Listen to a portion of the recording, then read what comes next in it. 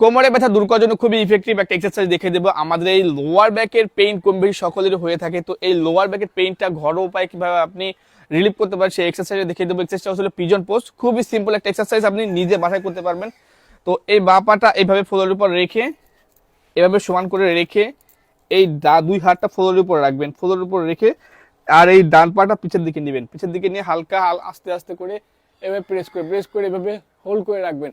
এই ব্যাকবোনটা বাঁকা করবেন এবং এই লোয়ার ব্যাকের উপর হালকা একটু প্রেসার দিবেন এবং এই মুখটা উপরের দিকে নেবেন, এইভাবে সামনের দিকে না উপরের দিকে নিয়ে শ্বাস প্রশ্বাস নেবেন, শ্বাস প্রশ্বাস নেবেন।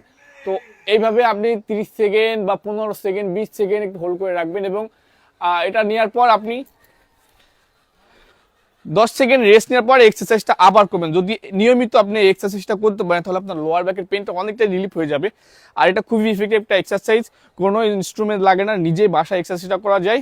তো যারা এই সমস্যাটা ভুগছেন তাদেরকে এক্সারসাইজটা শেয়ার করবেন এবং নিজেও এটা ট্রাই করবেন, অবশ্যই আপনি ভালো রেজাল্ট পাবেন। ধন্যবাদ সকলকে।